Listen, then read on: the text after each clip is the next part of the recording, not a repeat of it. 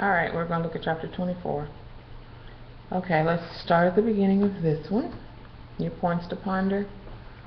You have MDCs or LDCs, and we're going to go and see what those actually are. Alright, it doesn't have as much in the points to ponder, but it's a few things that I do want to pinpoint within this chapter. Go on to slide 3. Okay, this is basically a glossary page.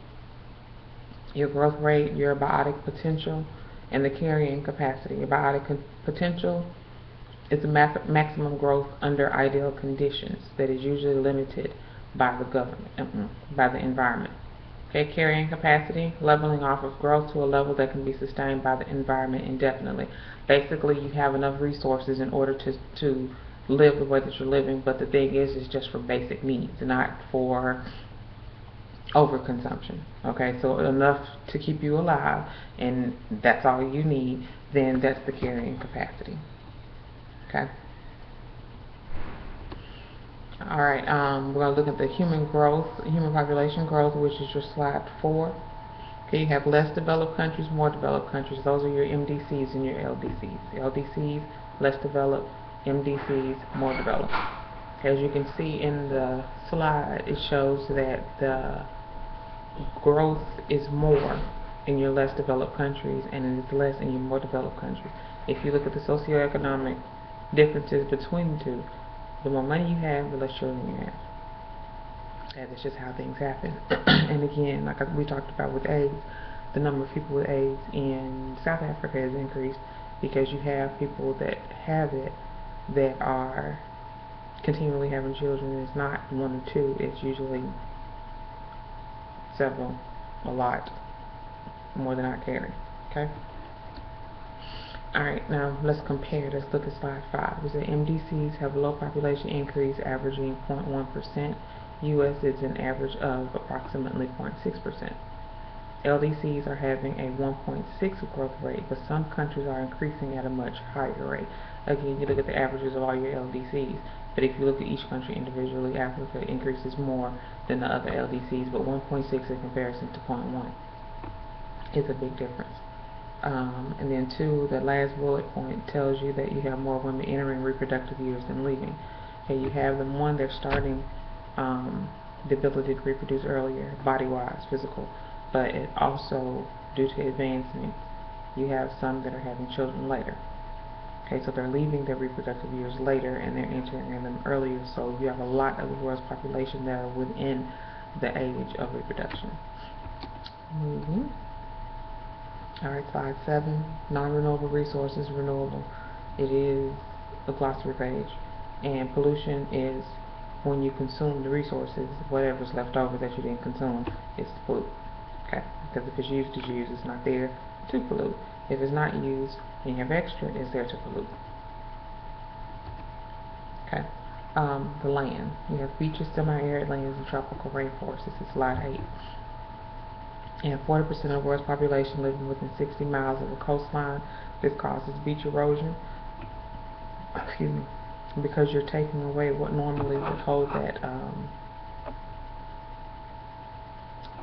ground or that topsoil in. You're taking it away to build things, and when you do that, it easily erodes because there's nothing holding it there. And then just read the rest of those points. In your semi-arid land, you have some lands that are being converted to desert-like conditions because of desertification. Now, this actually can spotlight in Tuskegee and Carver, because that was one of the things that was happening down here, is that the soil wouldn't grow anything, and the reason it wasn't growing anything is because they kept planting the same crop over and over again. And when you plant the same crop over and over again, you deplete. Oh, don't talk about me. You deplete the minerals in the soil. So to put back that nitrogen that was needed, when we talked about the nitrogen building, it's in one of your slides if you look at the nitrogen cycle, when we talked about the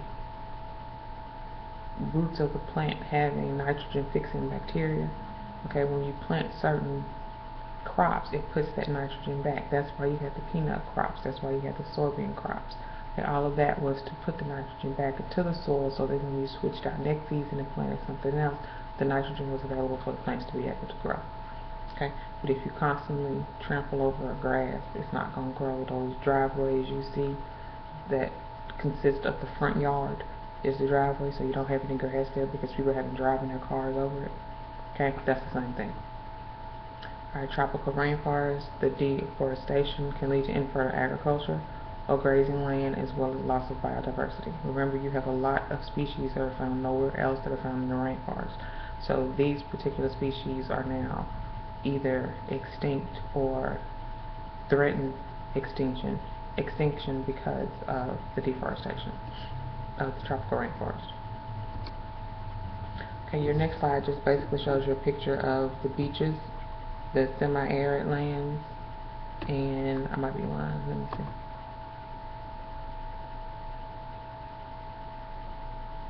Oh, and the depletion of the rainforest. Okay, it's the last picture. Alright, your water. 70% of the water is used for irrigation.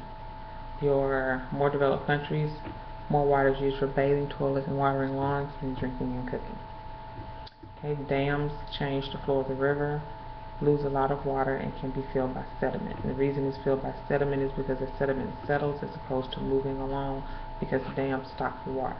When the dam stopped the water, that sediment builds up, okay, instead of being flushed out by the water, allowing it to move. Then your aquifers are being drained for water. And I told you when you drain the aquifers, that water, that land that was sitting on top of it, that the water supported, is now gone, so you end up having your sinkholes because there's this empty space up under what you thought was foundation. There was an empty space that was foundation is now gone. It causes that land to move down because it's a bubble. The bubble was full. That stuff is gone. Now all of that was on top of it comes down. Alright, it's the same thing that says withdrawal of groundwater. Okay. Alright, just read slide 12. Yeah, it's a read till you slide. I'm not going to do it. Alright, you have polyculture, you have contour farming, and then you have biological pest control, basically doing everything a natural way.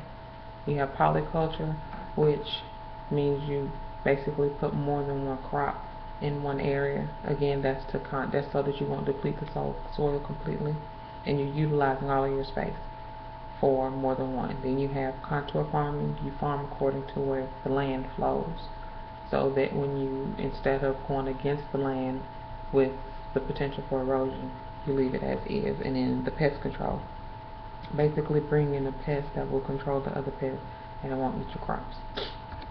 Okay, energy, read it to you.